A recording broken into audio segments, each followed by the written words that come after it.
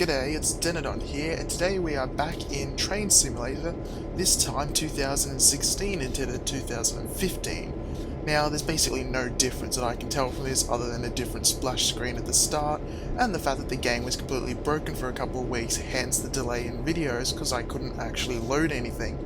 But it's working now as of a recent patch, so I thought, let's have a look at another train, and this time I'll have a look at one I know absolutely nothing all about. But I got it anyway because I like the locomotive. This is the Great Northern Empire Builder, which is a long-distance passenger train from America, and that's about all I know of it. So yeah, it's basically nothing. But as we can see here, it is, well, it's supposedly, I think, a train from the 50s. I mean, it has an EMD F7 Bulldog locomotive, as these are called. And I like these because we had locomotives with this same body style here in Victoria, so, you know, Australia. So I quite like that because, well, it reminds me of trains I saw, especially as the local one. We had these, but they were double-ended with this cab at both ends. But anyway, we're talking about this train and not about real trains. So, well, this was a real train, but, you know, whatever. But yeah, I'm just going to scroll on this one. It is got like a few scenarios for this map, which is the Maria Pass or Marias Pass. I don't know how to pronounce it. It's an American route, so we're just going to move along here. So you got a bunch of engine units, then you got a whole bunch of cabins, which we could just glitch through inside and see that, you know, they're pretty dark and basic, but they've actually got these observation modules with cameras that actually set so you can, you know, ride the train and look out of here, which is quite nice, because, you know, that's part of the thing with these trains, is they're pretty to look out from there. Then you got a bunch more others, like, you know, you got a few more observation cars moving along. Oh, the platform disappeared there for a second, and it's back, and it's gone again. And it's not coming back because it stopped there, alright. But yeah, just keep on going, never mind that. This train is quite long, I'll have to say that. It doesn't fit on the platform, so I don't know. This is a very big observation car, this one. This is like the fancy one. No one's in your face. Oop. Whoever you are, it's your... I don't know. I don't recognize you. And you, I know you are one that appears on every train. This guy who looks sort of like Stephen Fry and creepy weird people in the background. And you know, it's weird. Oh, this guy is pale. I don't know. I feel like I know that face from somewhere, but I can't think where. And then this dude's just chilling. He's like, he looks like a school principal, doesn't he? He's ready to give you detention or something with that pose. And yeah, anyway, let's just keep going on back. We're almost to the back of the train, where you've got, you know, a few more ones. This is, I think, supposed to be a diner car. I don't know. The names, I don't know the names, so like I said, I know nothing about it. And then finally at the back here, we got another one, where we've got Stephen Fry again, and that lady again, and her again, and Principal again. He teleports around, that's why, you know, he can berate students. And then the very back of the train, with the nice view and the Empire Builder light up sign. So the modelling on this train is rather nice, as you can tell.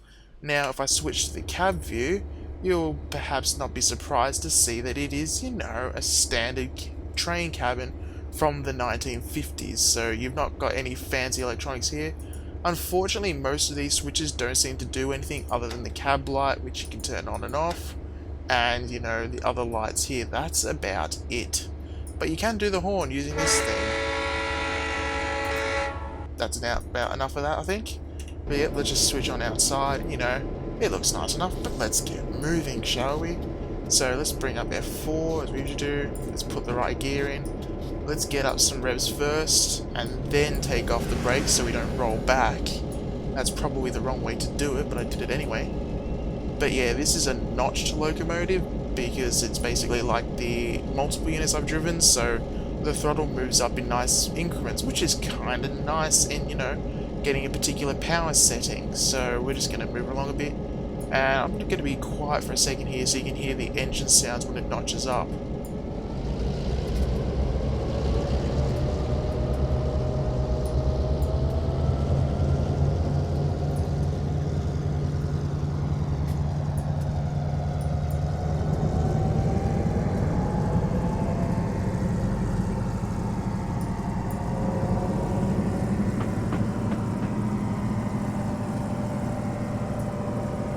But yeah, it sounds quite nice if you ask me.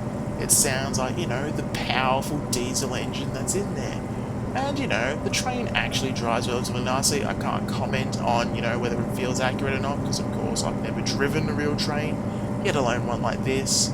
But yeah, it's a big passenger train, so if you want to do long distances rather than the inner city stuff, this is probably a good one to pick up.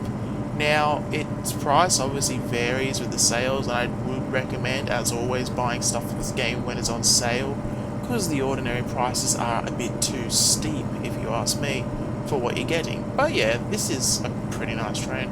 There is more of an interior, so I can sort of switch between them. That one obviously doesn't have an interior, but if I could remember how to do it, I could just switch through and, you know, show you some more interiors. But, oh, there we go. So here we go, we're sitting in one of the observation bubbles, or we can keep moving and look at the another one, and watch the train go by or watch the trees go by with the nice scenery.